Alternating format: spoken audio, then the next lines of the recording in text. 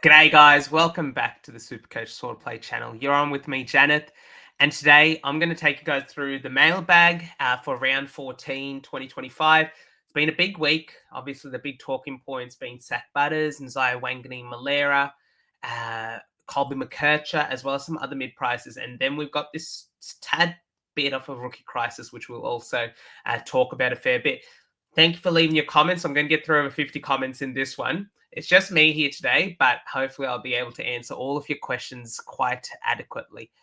Without further ado, let's get straight into it. I'm going to share my screen here. And then let me just set this up very quickly. Awesome. That looks good. All right, we'll go through them one by one. Starting up with Lahiru. Hello.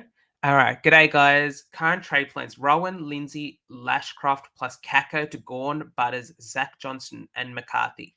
If I do the above 20 to 20, 20 out of 23 primos, 10 trades, McAuliffe, Hewitt as cash cows. Alternatively, should I trade out Sorkin instead of Kako and get Mills in round 15? Ooh, that's a really tough one. It comes down to your personal situation, mate. What I'm really like, how you personally think. I think the must trade outs amongst your bunch are probably Lindsay and Ashcroft. Kako's like one that's not really making much money, and Rowan, I don't necessarily know if you need a trade out. I don't look. Gawn is a really tricky one because he's probably going to score quite well this week against Port Adelaide. But at the same time, he does have 171 break even. You could almost wait a week there if you really wanted to go there. Melbourne do have the bye next week, so I'd almost be a bit hesitant to pull in that trigger. But apart from that, I would be happy to hold Rowan, given that he's now bye free. If you were going to trade Rowan, it was probably last week. Hope that helps, mate. All right, Jeff. G'day, fellas. Love your work as always. I don't have Bont, Butters, or TDK, but can afford to bring in 2 of the 3 this week. Which 2 should it be? Can get the other in a couple of weeks, probably. All right. If you're looking to get 2, that the 2 lowest break evens would be Butters and TDK.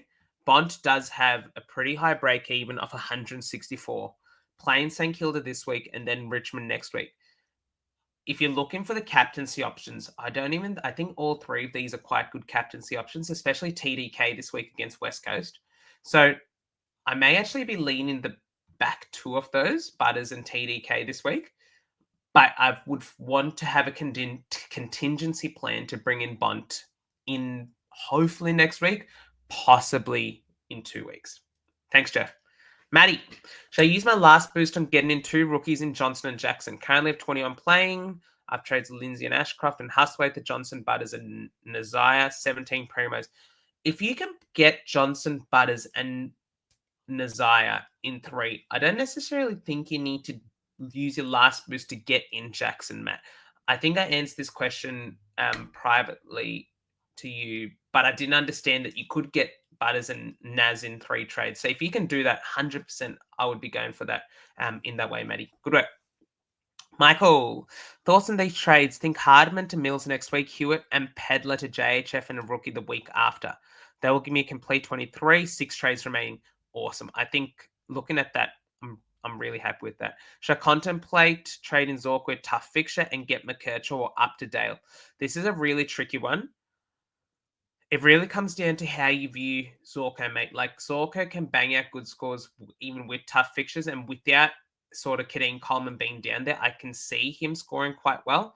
But equally at the same time, I'm a bit worried about Zorko long term. That doesn't mean that I don't have equal worries about McKercher either. So if I was to go Zorko trading, I would probably go to Bailey Dale. If it's a sideways, I don't. It also depends what your end goal is. Are you trading Zorko to free up cash, or are you trading Zorko to get more points? If it's the latter, I would go with Bailey Dale. Cheers. Hey, Klopp, thinking of going long and Levi to McRae and Nzia. Would it? But if I burn a 3rd trade and a downgrade, I can afford Butters instead of Nzia.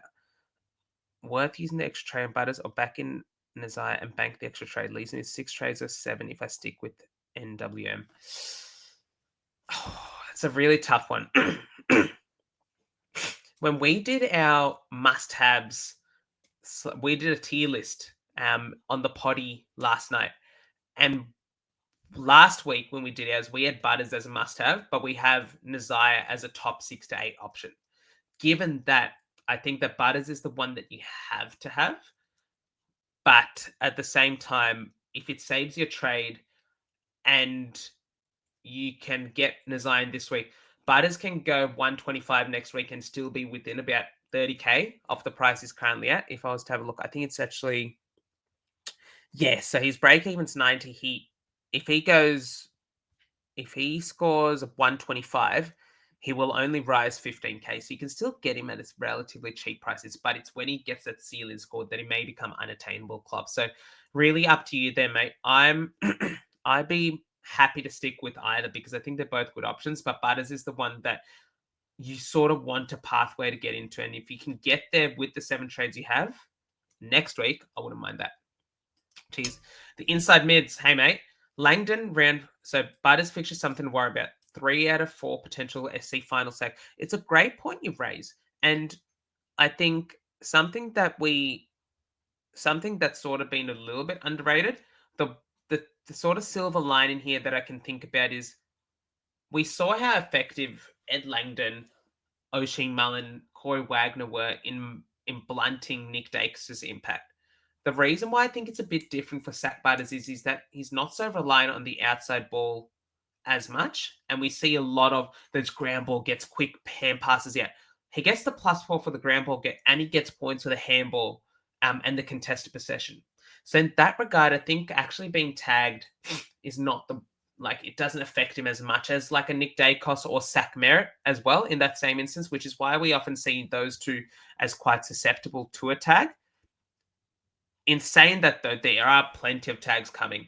It's just that in the games that he isn't tagged, you know how big he can score. And that's why I feel like he's a player that you have to get on. He's a must-have because you worry about what he could do if he isn't tagged, if that makes sense. So that's why I'm sticking fat with going Sack Butters and recommending others to do so as well. Thanks, mate. All right, let's go to Supercoach HQ. Hey, legend.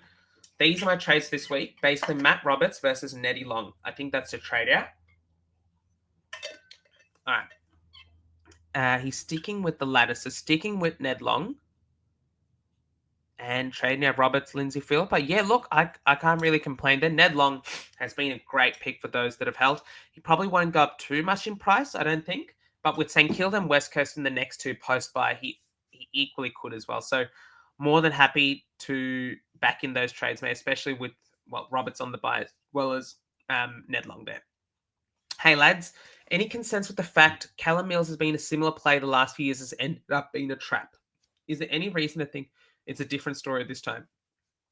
It's a really tough one, Rancy, because in both years he's had an interrupted preseason, and so we just haven't seen the best of Callum Mills so far in basically for 3 or 4 years now.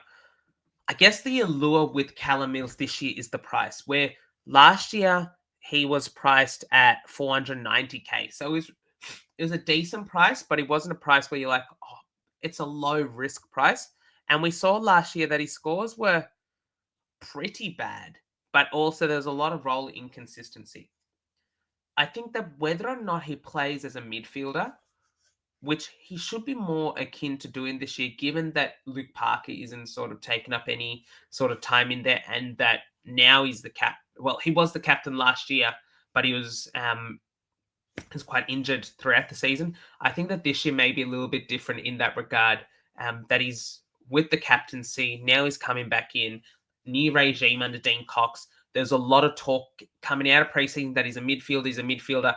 I don't see why they would change that mid-season because it's not like the Swans midfield has been light and light. So from that regard, I think that Callum Mills as a midfielder, where he scored 150s, 200s for fun a couple of years ago. We don't necessarily need to expect that this year, but we could see something along those lines, which is why I think Callum Mills is a decent buy. Not saying it's a 100 out of 100 pick, but maybe it's a 80 out of 100 pick sort of thing.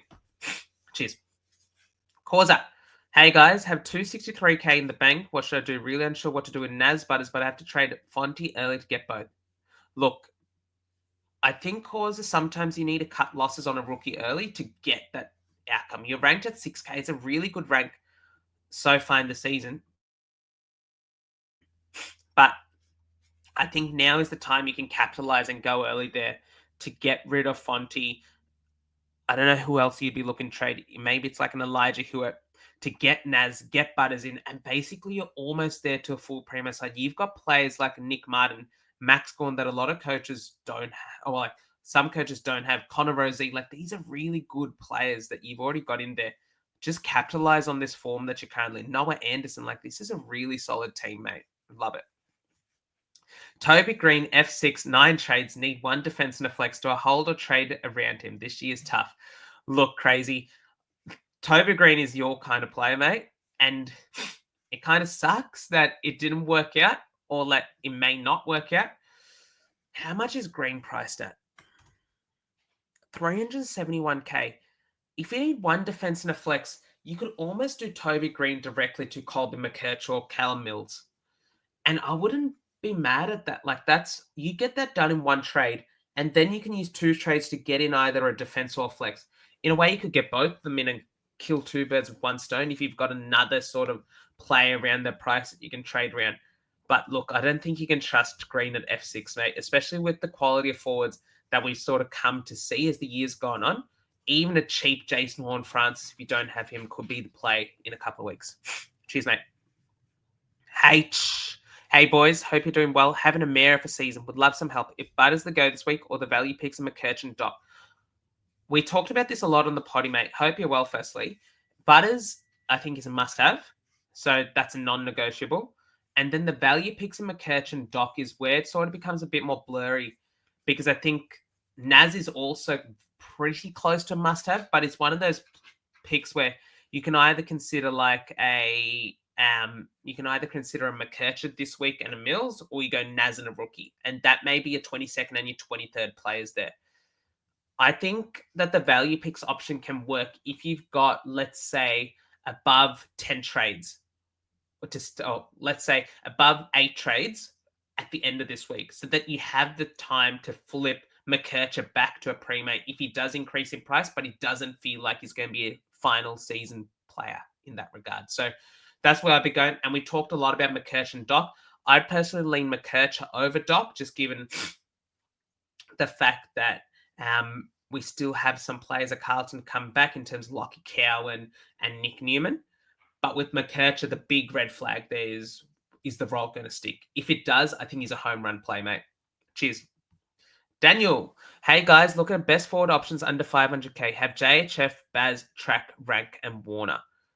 Under 500k, let's go bargain shopping. If you don't have Caleb Daniel, that's the way I immediately think. Like Caleb Daniel is going to be a very good option playing now in that role that he's so good at off halfback. Matt Kennedy. So Matt Kennedy, Caleb Daniel, or wait 2 weeks for Sam Darcy is what I would probably be thinking there. Super Hair HQ again. Let's have a look. Hey Chock, hey D, I'm catching up on the round review now, but saw you considering the chalky sideways. Is there anything other than the low floor tag games and bad round 16 by the major experiment with it? I hope Chalky repays their faith if/when we hold. Lol. DR talked a little bit about this on the potty, mate. So catch up on that, and he'll chat about the reasons why he's looking to trade Lockie Neal.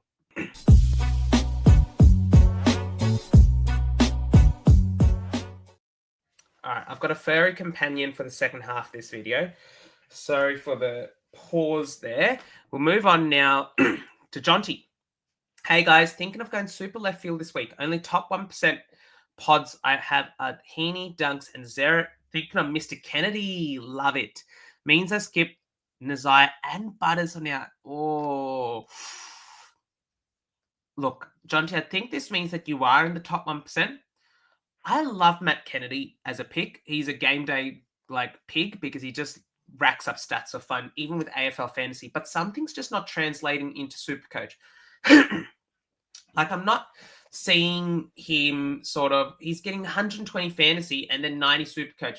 And he's just one of those picks that would just drive me nuts because it's like a Dunkley and a Dawson. They just rack up stats for fun, but it just doesn't translate because the efficiency for Kennedy in particular just isn't there as much.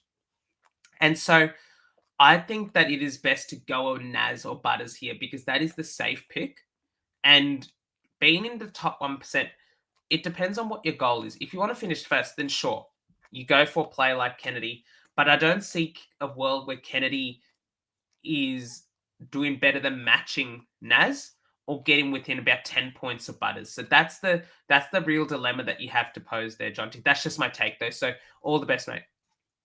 Kata, hey, gents. Hope all is well. If you could pick only one to finish a forward line when they bottom out, which one scores the most until season's end, McRae or JHF? That's a really tough one, Kata. When I'm looking at the fixtures, ooh, McRae. Let's have a look at this. When I'm looking at the fixtures, I can see a world where it probably is McRae on fixtures. But if we're looking at the form that they had leading up to their injury, McRae's last 6 scores, let's say, was 77, 79, 160, 77, 104, 70. So it's okay. Nothing really special. Horn Francis will take out the 22, but before that, it was 118, 92, 111, 94, 119, 153, 82. So he outscored McRae in, 5 of those 6 weeks. So I think from that regard, I would say it's JHF because even with bad matchups, he only needs 20 touches because of the contested and the ground ball gets that he gets, that he's probably the pick there, I reckon. But McRae, equally a good pick and probably gets the nod if you're looking from a fixtures lens. Abs. Which combo do you lads prefer, McCurchin, Hewitt, or Nazaya and McCurchin, Butters, or Nazaya and Hewitt? I imagine that's George Hewitt. That's a tough one. Let's have a look. Let's have a look at George Hewitt. George Hewitt is priced at 543k, coming off a 114. I'm almost leaning the second one. Nazaya is a top 6 defender, and Hewitt, apart from one bad game this year, has only gone below 100 once. So yeah, I'm going to say Hewitt. I think that he's got the fiction now with West Coast and North Melbourne as well. It's a tough one to really antipod Butters on the way home. West Coast, North Melbourne, and then Essendon again. Yeah, look, I will give you some stats on when we go through the captain's corner at dropping on third man up, that George Hewitt has a filthy 3-round average at Optus Stadium, and he also loves to play West Coast. So I'll just get that up very quickly. So with George Hewitt, his last 3 at against West Coast have been 132, 119, 127, and his last 3 at Optus Stadium have been 119, 124, 123. So if you do trade him in, he should be pretty good. He should be pretty good play this week in particular. Dylan, g'day gents. Is Neil to Butters too sidewaysy? DR talked a lot about this. Dylan, if you're almost at a finish side or you're at a finish side and you don't expect Neil to be back in your team by season's end, I think it's fine to pull the trigger. But you need to consider that exact question that I asked you. Do you see Neil as a player you want in your final side? Cheers.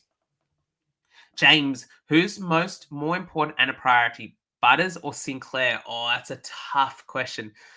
We've so far, after the first 2 bye rounds, have found 5 must-have players: Cherry, Butters, Bont, Sinclair, and Andy Brayshaw. Given that, I think that both of these players are must-haves, but in terms of a priority, Sinclair's 593k, and he's gone above 110 in his last 4.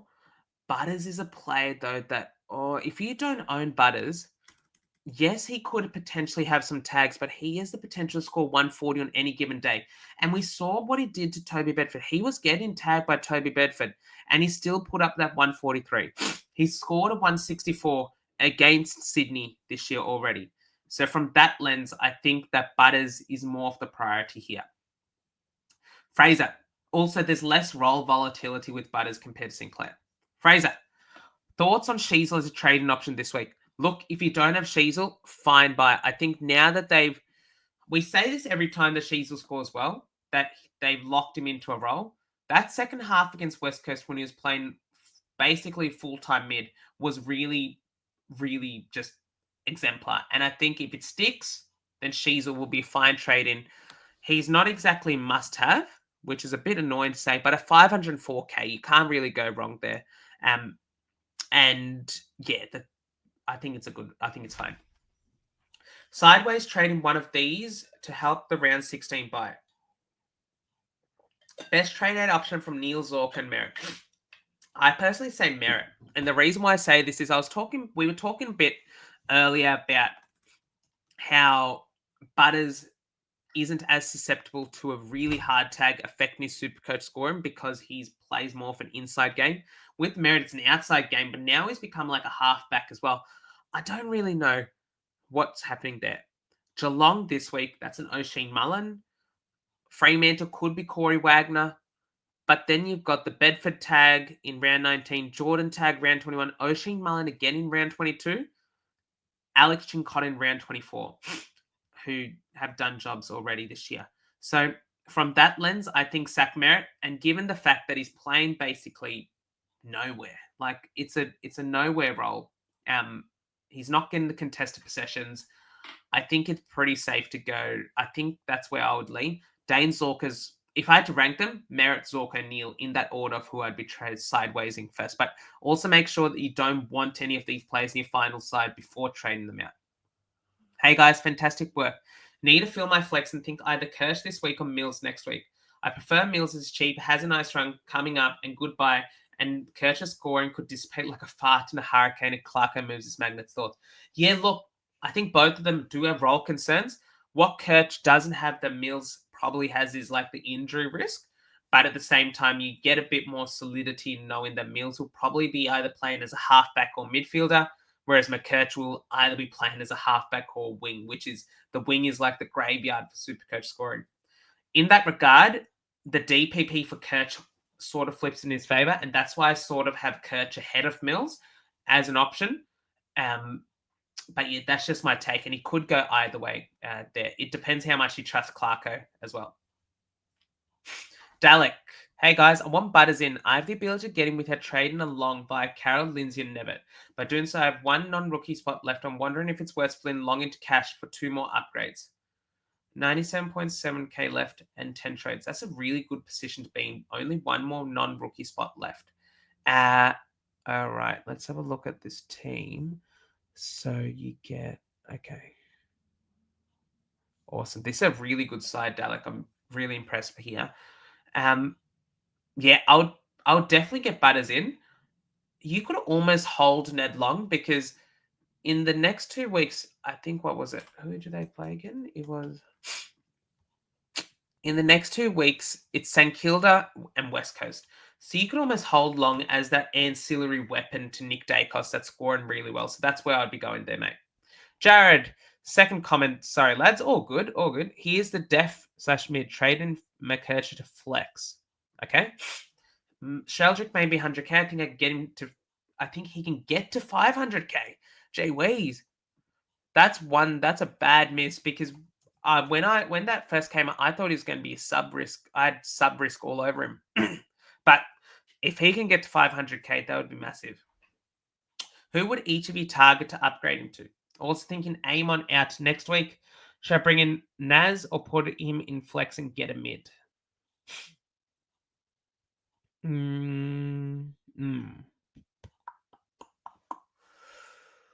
I think you go Naz this week. Like, I can see a world where if you've got the trades and you can go Amon to Naz, I would do that. Hold Sheldrick. He's scoring really well. He's going to be fine coming out of the bye. You've got a really good team here, mate. I wouldn't mess around too much with it. But Amon, yeah, he feels like the weakest link in this team. Cool. Barnaby, hey guys, is Butters a real must? Because the only way I can get him is through McAuliffe and don't really want to do that. That's a really team-dependent one for you, Barnaby. It's so tough because we see him as a must-have. But equally, he won't go up too much in price this week unless he scores like a 150. Break even of 90, you could almost wait a week. And McAuliffe, I think, may actually make more money or should make more money this week than Butters does. And you can get Butters ahead of next week. McCall's got a break in of 47. If he goes 90 and Butters goes 125, then Butters would have made less than McCall. So you can almost pull the trigger next week at Richmond's bye if you wanted to do that. That's just Richmond have the bye this week. Sorry, I just didn't see that. It comes down to how much you've realistically seen him make to go further down in the year. If it's less than 30K that you see him making, then I'd go Butters this week. If not, you see him making a bit more, I think you can almost wait. Really tough one. I think it comes down to how you view McAuliffe, mate, because I just can't get a really good gauge of what McAuliffe can average from here on out. All right, Kepler. Hey, boys, love the work as always. Media play the second it comes out as I do the 90-minute drive to uni each week. Wow, that's huge, mate. Good luck with all your studies there. Here's the team. What should I do this week? I know it's a weird one, but thinking nearly up maybe can go Naz or Butters this week and grab the other next week if I trade Carroll and Clark. I would then have the 23 with 9 trades left. Wow, that's a really good position to be in. Can go Butters. So it looks like you're going to skip Butters, which is fine. But yeah, I think this is fine. If you're going to grab the other next week, yeah, I think that's totally fine. Nearly out. DR's a fan of it. He's on board with it. I think you can pull the trigger there, mate. Good luck. Hey lads, probably not that simple. 23 premium and try and get as many ultra premiums as 24. Sitting at 22 currently 9 trades, so 23. In a year like this, I don't think when you got the flex and you lose a score automatically, it's even better than the old 23 where you have to loop one on and off. With 23, you get the best 22 scores. I wouldn't be gunning for 24 primos because that's just an extra variable that you play with and less points on field there. Thanks, Tim. Good luck. Luca, hope you're well. I'm hoping to bounce back after a shocker. That's right, mate. Everyone bounces back. Form is temporary, class is permanent, as I like. Form is temporary, class is permanent, as I like to say. Hey, lads. Okay, would you prefer to bring in McKercher this week and then finish my 23 next week with Naz? Or bring in Naz now and hope Clark and Keelan make enough to finish the 23rd with 500k def by the end of the buys?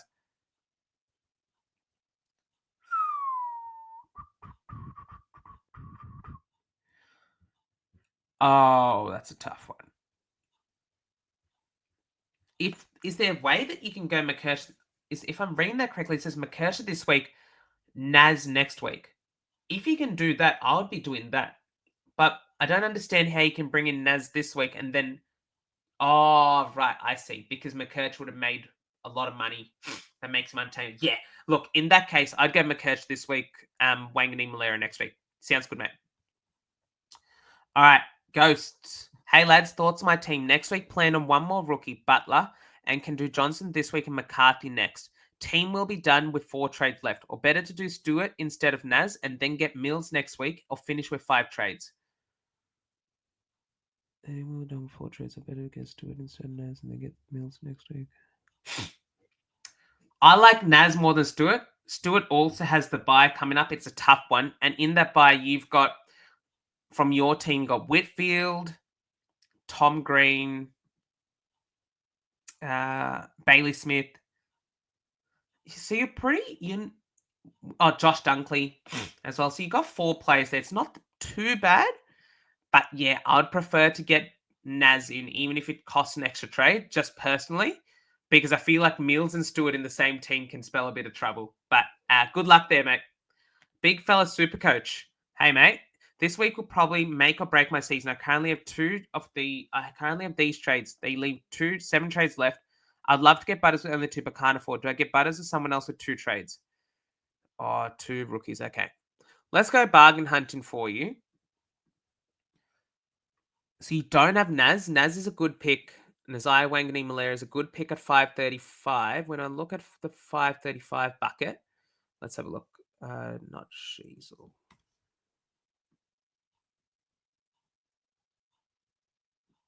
All right, in that 535 bracket, you've got Whitfield, Dunkley, but he's going to have a buy coming up. Connor Rosey, you've got Connor Rosey. Caleb Sarong. There was Jack Steele at 534. Matt Kennedy. Yeah, look, from these players, I'd probably be leaning Nazaya. And then you can shift one of your mids in defenders into the mids. But at the same time, I don't think that 3 trades for Butters is too bad, especially if the players you're trading out. They're probably all maxed out in cash. And so if you don't trade these three out, they may start to lose some cash, except maybe Matty Carroll, possibly. But yeah, that's the way I'd be going. I'd probably pull the trigger on the 3 trades, mate. And if you're not confident in Hugh Jackson, you could probably flick that into a Tom McCarthy from West Coast, who should debut this week or very, very soon. Barnaby again. Guys, I'm really scared, but also tempted to bring in Colby McKercher. I can see his role leaving him again. I can see it leaving him again, but it is so tempting at 393k. We know how well he can score in this role, which is why I'm thinking of going there myself, but would love some word coming out of North Melbourne just to solidify that that is the role that he's playing. Cheers. Jake, howdy fellas, been my best season yet. Come on, love to hear that. I'm looking to offload Kako, Neil, Lindsay to Colby, Butters, and Johnson. Wow, easy.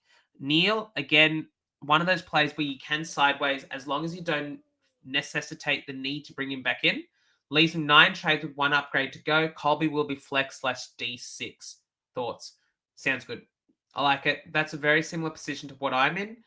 When you say 1 upgrade, I think that is to get to your 23rd. And yeah, sounds good. Sounds good, Jake. All right, g'day, lads. How are we? Here's the team with 198k in the bank and 9 trades. I've had 2 theoretical trades, but I think I know which I prefer. Neil Carroll Hustway to Butters McKercher Johnson, or Long Carroll Kako to Butters McKercher Closey. Oh, probably trade 2. Yeah. Like, if you don't need to get out Neil to get Butters in, then I'd probably go trade 2. Like, Ned Long is a good, fine player, but when you're comparing Long and Neil down the line, you probably will want Long in. And Zach Johnson is the best rookie this week, but that doesn't mean that a player like a Ted Closey isn't a bad option at all. The one thing that I'll be a bit worried about low key is that if you're bringing in Closey and keeping Neil, just check out how your round 16 buy looks, because straight away I'm seeing Holmes, Whitfield, Will Ashcroft, Lockie Neal, Bailey Smith. I think, Essendon and no other Giants. Yeah, so those are the 5 players there. You've got 5 players on the buy. So maybe it is a way to get one of them out via Neil. Just something to keep in mind. Hey, boys, love the pod as always. Sorry, by the way, for the sniffles. This room has a lot of dust in it. So the hay fever's been triggered a little bit. All good, though. Got 3 options. 1, Lindsay plus Fonte to Rosie and McCarthy. 2, Robertson, Lindsay to Butters and Johnson. Or 3, Lindsay, Fonte, Carroll to Butters, Johnson and McCarthy. If I go to, I'll get Mills at D6 next week. 9 trades and 60k in the bank pre-trades. Cheers. Oh, that's a tough one.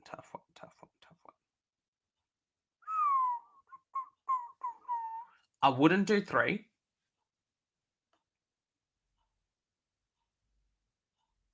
Because you can always do Carroll to McCarthy another week. I think 2 is the best play. Roberts, he's been okay. He's been in that D12 to D15 range. But yeah, I like getting in Butters this week, just personally. So I'd probably lean that way. If you do that, though, I'm just trying to see, would he go in your flex, given you have 8 midfielders already? If that's the case, yeah, that's still fine. And then you get Mills in at D6. Nah, sounds good. Great team. All right, Adam, would you consider trading Zorko to McKercher to facilitate Lindsay to Butters? Yeah, I'd be happy with that, as long as you are sure that you're not going to trade Zorko back in. That's the condition there to sidewaysing this week. And also, how many trades you have. It's something you haven't listed there, but just if you have less than 8 trades, maybe not. But also, if you're close to finishing your team with 8 trades, that's probably also fine. Here's a new question from Unuka. Hey, lads, thinking Lindsay and Ashcroft for Butters and Zach Johnson this week leaves me 183k in the bank, 10 trades left. Thinking Oliver to Bond, Matt Carroll to rookie next week, Pedler to rookie, Kaka to JHF. Whoa, Gray to Angus Clark to Sam Dust is the plan. Thoughts? I'm not sure how the cash is going to work out. If you can pull that off and you've got 5 trades, after all these trades, then yeah, that sounds good. It's great forward thinking, but it also relies on your players getting to a price that you need to get them to. So just keep that in mind because Oliver to Bond will cost a bit of money. Matt Carroll to a rookie will free up a little bit of money. Pedler to a rookie, how much would he have made? But then you need the money to get up to JHF. So Gray to Angus Clark, who may only be 250k at that point, to Sam Darcy, who may, let's say, hypothetically get to 400. Where's that 150k coming from? Just it's good to look at it like a plan, but just make sure that the money works out, or you see the way that the money can work out as well. Jaded. I have 11 trades left, looking to fill last mid-spot upgrade. Lindsay Shock has cost me in getting in Johnson in 2 trades. Use 2 trades to go Lindsay prior to Butters plus 90k, 99k. Rookie, use 3 trades. Lindsay Price, Sims, Hugh Jackson, Johnson, Butters. I like the first one. Get rid of Simpson because he's basically a dead rookie at this point, so you probably need to get some kind of DPP action to get a forward rookie in. Now, I know that none of those rookies are forward rookies, but if you can get a McCarthy in and swing like, I don't know, a Ben Patton or Campbell Gray or Cornerstone forward who may come from the Ashes, really, that's probably the way that I'd be looking to go. Jeez.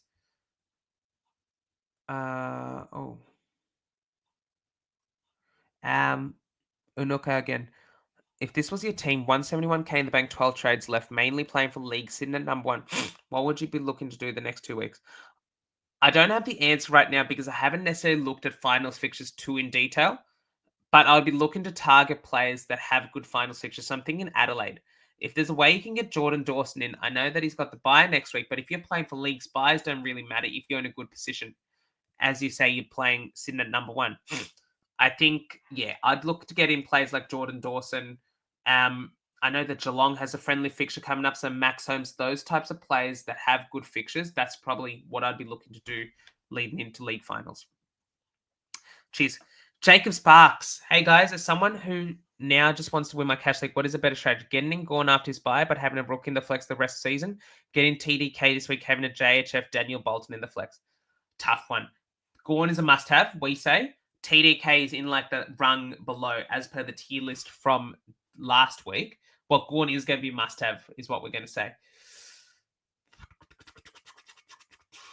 I prefer that second option in the case that if you don't have enough trades to get a better flex in and one of your players gets injured, then at least you know, but go in TDK, you can have a Jason Horn-Francis there. And that's like, you may not be using both the scores in a given week. You probably would, I would imagine. But TDK, we have a pretty friendly run home, Carlton as well. So I think that's a good play there. And I'd be happy to go TDK. And even Daniel. Caleb Daniel is a great option in the flex because he's got the rollback. I think that's a great play. Kara. All right, 11 current trades. Don't have to get Butters in, obviously, this week. However, would you get rid of a Neil Merritt due to roll or tags, or would you just hold on to the trades until cows fatten up, then move on to the Butters / Brayshaw for the final 2 spots? Hurt not having them. Yeah, that's it, mate. Would you read it? Would you roll? Would you just hold on to trade? How many trades do you have left? 11. I'd be happy to do this set of trades.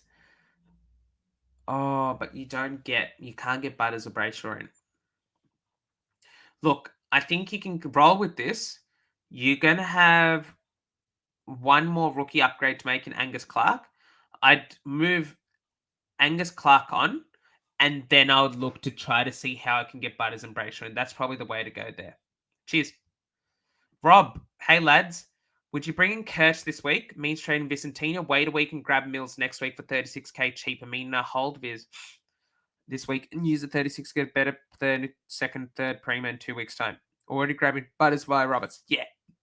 I'd probably hold on to Vicentini one more week, see how he goes, and then grab Mills next week if that means you can get a better 23rd primo down the line. Awesome.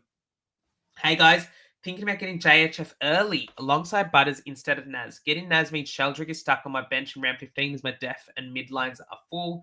Is it worth making this move for the extra round 15 score or just cop Shell on the bench, get Naz now and wait for JHF? Tough one. The last thing you'd want is if you sacrifice all this Angus Sheldrick and he scores 40 next week. In saying that, though, I think Horn Francis will come down 60k. Naz will probably go up 20k. So that 80K difference, if you want to get Naz in the end anyway, is probably why I'd probably lean getting Naz in now, waiting for JHF, and just copying Sheldrick 1 week score on the bench. You should get 18 good enough scores, I would feel, Daniel, in your position if you're going to have Sheldrick stuck on your bench for you not to worry too much about that. Clayton, hey boys, is it hard to go past Bont into Cherry again for the VCC? Thanks for your help and good luck. Cheers, mate. Bont, I really like. Cherry, I'm a bit sus on because of the dual ruck setup of Freo. Albeit, if Sean Darcy's number one ruck, then Cherry will go to the moon again. If you've got Max Gawn or TDK, love them as plays. I think the 4 best captaincy options this week are Bont, Brayshaw, Gawn, TDK. If you've got those 4, I reckon 2 of them have to be in your VCC calculations. Rail to Butters. That's a tough one. I'm not sure. I don't think you necessarily need to do that because Matty Rail's been playing quite well recently. Yes, he didn't have the best game against Geelong. 114. Sorry. No. Do not trade Matty Rail to Butters. I didn't even see he got 114. 124, 121, 121, 114 last 4. At 540k, he's a decent buy for coaches that don't have him. But again, he's just one of those players where you get him in and he sort of carks it up a little bit. I'd stick with Rail. I think he's too sidewaysy. But and there's not as many red flags as I see with him. They've got Richmond on the run home. Maybe 2 Bedford tags, but does Bedford go to Anderson instead? Tough one. I wouldn't do it though. Q Long, what do you think is the difference in Neil and Doherty average-wise this year? Going Neil to Doherty would see me finish the team 1 less trade, but not sure if the average trade will be worth it. Doherty is such a tough one to average out because I don't know if his job security is 100%. It should be, but at the same time, Nick Newman may make a late season comeback, and then Lockie Cowan is also to come back into the side. In saying that, the difference, I see Neil as around a 108 average, and then Doherty around the 95, so 13 points average. Is 13 points worth it for you in your eyes, Q? That's probably the question. Given the price difference, probably. Doherty is at 400, low 400s, isn't he? 403. And Neil is at 567. So 164k for 13 points difference is a pretty big deal. But at the same time, you pay enough for the job security in a way as well, which Neil obviously has. And choose one as a keeper, please, gents. Roberts or LDU. The other will be flicked to Butters with Sinclair's flex with 1 forward spot to get JHF or McRae. That's a tough one. Let's have a look. Roberts or LDU. LDU has just been a liability, man. Like, yes, Roberts has the bye this week, but I just can't roll with LDU, honestly. Like, he'd just be a torturous own, I feel. The others will be flicked to Butters. Yeah, I'd go LDU here and just hold Roberts. I think Roberts is closer to a top 6 defender than LDU is to a top 8 mid, for sure. Did anyone have a cam on Janath in the 4th quarter of the G when Essendon started storming home? Oh, you should have. You should have. I was getting a bit nervy there for a second, especially with the Essendon fans behind us that were in the standing section. They're just like pelting, we hate Carlton at us. And it was getting a bit nervy. But Supercoach way, let's look. Last 2 rookies on field, Sheldrick and Erasmus/Pedler. I have a pretty decent cash gen, so should I prioritize getting Nazai or TDK this week? The other comes in the last bye. TDK is a captaincy option this week, which is why I would lead TDK. And then Nazaya probably in a couple of weeks is the way I'd go. Cheers. Are we alone in the universe? And what is our place in the vast cosmos, please? I'm not an astrologist or have any idea too much about space, Marty. So I'll leave that to the people that know a bit more about space. If anyone's watching this at this section and can answer Marty's question, please give him a bit of love there. Cheers, Marty. Long-time listener, first-time question asker. Thank you, mate. Keep them coming. Is trading Sheasel and McKershon banking the 110k viable move? No. Sheasel is more of a trade-in target this week than a downgrade target, than a sideways target. I'd be holding Sheasel and finding a way to get McKercher if you want to go there, MMA. But yeah, thanks for the question, mate. Keep them coming. Hey lads, only way to afford Butters is trading out Hewitt and Max Hall, leaving me with no real way to upgrade until Clark or Pedler rise. Looking at doing Carroll, Gray, and Max Hall to McKerch, McCarthy, Johnson leaves me 2 upgrades left, 8 trades, and Andrew K in the bank. You've ranked at 533 as well. That's a really good position to be in. Oh, that's tough. Maxi Hall is going down in price really quickly. I think you're going to have to get rid of Hall. Let's look at his... Oh, he's got a 60 break even. I thought he went down a lot. Oh, no, he scored 89. That's why. Yeah. Okay. All right. Yeah, you could almost hold Hall in a way, but I think Butters is a must. Hewitt and Max Hall at your rank, I think getting must. I think getting in Butters is really important. Lib is a really good pod there. I feel like Adam Treloy on the side hurts him, which it shouldn't. Yeah. I wouldn't do Max Hall to McKerch. Or actually, McCarthy and Johnson. You could do this trade, the second trade, and then with the 100k 8 trades, you could go Hewitt and Hall to someone next week. And then I think you'll have a... Is Matt Roberts part of your final side? That's what I'm trying to suss out. If you have a boost at the same time, you could go Roberts to Naz as well this week. I think in your rank, it's something that you're going to have to keep in mind as to what you view as a primo. I'm just trying to say, yeah, having those 3 forward rookies there, that's where my worry is. So I don't even know if you need... I'm not sure you actually need McKercher this week, because I think you've actually got 3 forward upgrades to do, because I don't see any forward DPP coming from anywhere else. Oh, Petrarca, sorry, 2. So you got 2 forward upgrades to... Yeah. Okay. So if you do that, yeah, I'd look to find a way to get in JHF in a couple of weeks, and then maybe Sam Darcy, and then you're looking set. So yeah, this set of trades sounds good. You can go 100k, Hewitt up, Max Hall up. Yeah, looks good. Mikhail is... G'day, gents. Is this too far? 9 trades left. Rookies out for 2 stars. Thanks, legends. Pryor, Lindsay, Ashcroft, L. Hawley to McCarthy, Johnson, Naz, Butters. These are almost my exact same trades. I tick them off big time, Mikhail. You've almost read my mind here. The only difference that I originally had was L. Hawley to Henry Hustwaite and McCarthy to Hugh Jackson. But I think McCarthy's the play now. With El Hawley, you could almost trade Hustwaite out ahead of him because El Hawley has the DPP. And I feel like because you've got Hustwaite and Lucas Camporelli on the midfield bench, that a bit of DPP may actually be a bit better. But you've also got Angus Hasty there. So it's not like you're blocking up 3 sort of DMPs on the bench that are all mid only. All right. That looks like that brings us to the end of the mailbag. Only 50 minutes, which I'll take for 50 questions. Thank you for all the questions that you guys have put down in our mailbag section. Hopefully that was quite useful for all of you. I think the biggest one for everyone to sort of keep in mind is that Butters, Naz, and Zach Johnson are probably going to be the 3 most popular traders, along with the Colby McKercher, Sam Doherty getting sprinkled in there. And then with regards to sort of the other takeaways, if you're looking to trade out or sort of sideways, a premium that has their buy coming up, like a Lockie Neal, Zach Merritt, Dane Zorka, just consider whether or not you want them in your final team.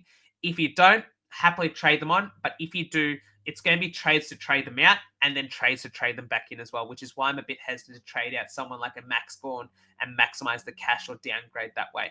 But hopefully you guys all have a successful Supercoach week, and we'll see you ahead of the round 15 Supercoach Swordplay podcast. Cheers.